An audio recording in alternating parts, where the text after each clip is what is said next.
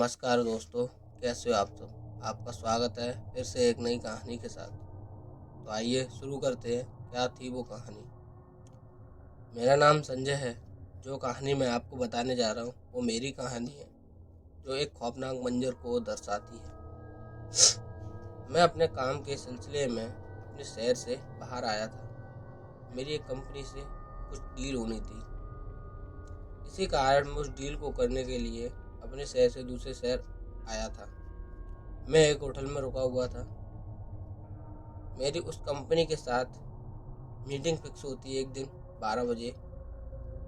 मैं अपनी गाड़ी से कंपनी के लिए निकल जाता हूँ, वो भी 1 घंटे पहले, क्योंकि यह डील मेरे लिए बहुत महत्वपूर्ण थी। दरअसल उस डील से मेरी कंपनी को अच्छा मुनाफा होने वाला था। मेरी मीटिंग अच्छी तरह से होती है और उस कंपनी के साथ मेरी डील भी हो जाती है।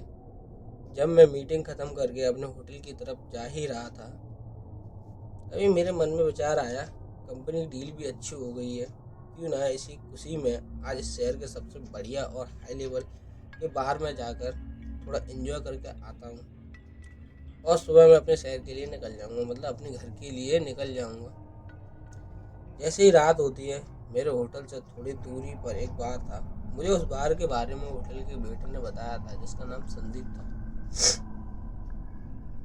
मैं उस बार में पहुंच जाता हूँ। बार अंदर से बहुत अच्छा था।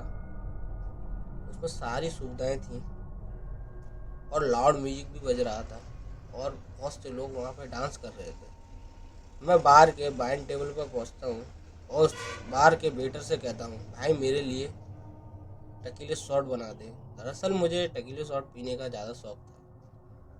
ड्रिंक लेने के बाद मैं थोड़ा सा डांस करने चला गया। तभी डांस करते वक्त मुझे एक लड़की बहुत ही अजीब तरीके से घूर रही थी। उसके घूरने के कारण मैं डांस को छोड़कर फिर से ड्रिंक करने चला आता हूँ। तभी वो लड़की मेरे पास आती है और मुझसे कहती है, यहाँ से चले जाओ वरना मारे जाओगे। मैं अपनी मस्ती में मस्त था।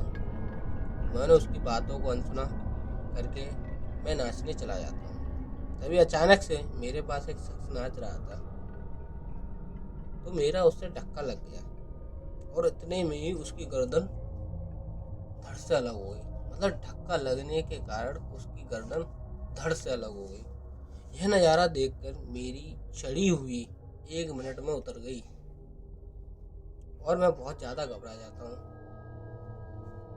और मैं उस शख्स के पास पहुंचकर देखता हूँ कि शायद मेरा वहम तो नहीं है। मैं उसके शरीर को छूकर देखता हूँ। मुझे यकीन हो जाता है ये आदमी सच में मर चुका है। अब मैं बहुत डर जाता हूँ और वहाँ से भागने की सोचने लगता हूँ। तभी बाहर के वो सारे लोग मुझे इस तरह से देखने लगते हैं जैसे कि मैंने ही इसे मारा है। और एक बात बताइए, मेरे धक्का लगने से ऐसे कौन मर सकता है? ऐसे धड़ किसका अलग हो सकता है? मैं उनसे कहता हूँ, इसको मैंने नहीं मारा है, इसको मैंने नहीं मारा है। मेरा इतना कहने पर ही वो सारे लोग जोर जोर से चीखने लगे। उनके चीखने से मेरे कानों में दर्द होने लगा और वो मुझसे कहते हैं, तू मरेगा, तुझे कोई नहीं बचा पाएगा। और उनके इतने कहने पर ही थोड़ी देर में बार में आग लग जाती है और धीरे धीरे उन लोगों के शरीरों में भी आग लग जाती है और वो चीखते तड़पते हैं, इधर उधर भागने लगते हैं और देखते देखते पूरा बार जलकर खाक हो जाता है और मैं वहीं पड़ा पड़ा बेहोश हो जाता हूँ। जब सुबह मेरी आँख खुलती है तो मैं अपने आप को चेक करता हूँ, कहीं मैं मर तो नहीं गया, पर मैं जिंदा था। और जिस जगह मैं लेटा था वह एक खंडर था और इस जगह पर तो एक बार था, क्योंकि रात में वहाँ से खड़े होकर अपने होटल आता हूँ और नहा धोकर नाश्ता करता हूँ और उस होटल के एक वेटर से पूछता हूँ, यहाँ एक संदीप नाम का वेटर है, उसे बुलाओ, मुझे उससे कुछ बात करनी है। मेरा इतना कहने पर उस वेटर ने मुझे जवाब दिया, सर यहाँ कोई संदीप नाम का वेटर नहीं है। मैंने उस वेटर से कहा, कल वो मेरे रूम के बाहर आया था और उसने ही मुझे उस बार के बारे में बताया।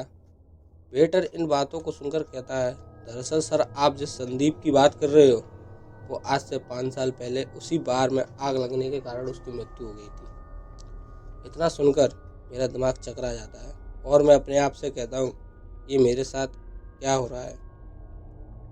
वेटर मुझसे कहता है, सर आप संदीप से मिले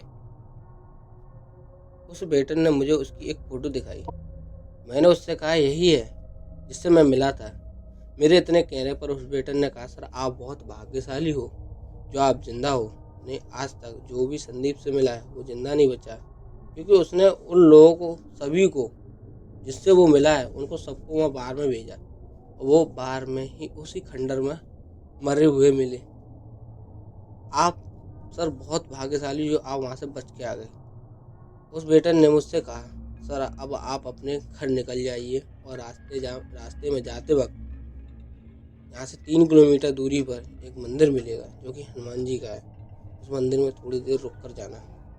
मैं वेटर की बात सुनकर सबसे पहले हनुमान जी के मंदिर जाता हूँ और थोड़ी देर रुकने के बाद अपने घर के लिए निकल जाता हूँ। और उसके बाद मेरे साथ इस तरह की घटना कभी नहीं हुई और मैं आज भी इस घटना को याद करता हूँ तो मैं अपने आप को शायद मेरे ऊपर मेरे भगवान की कृपा रही, मेरे घर वालों की दुआएं रही, जिस वजह से आज मैं जिंदा हूँ। तो दोस्तों कैसी लगी ये कहानी आपको? अगर अच्छी लगी हो तो लाइक करें, कमेंट करें और चैनल को सब्सक्राइब करें और हो सके तो अपने दोस्तों में भी शेयर करें इस कहानी को। दोस्तों कहानी को बनाने में बहुत मेहनत लगती है और लिखने में भी, तो आपका एक लाइक मेरे लिए बहुत है। तो इसी के साथ अब मैं चलता हूँ। नमस्कार दोस्तों।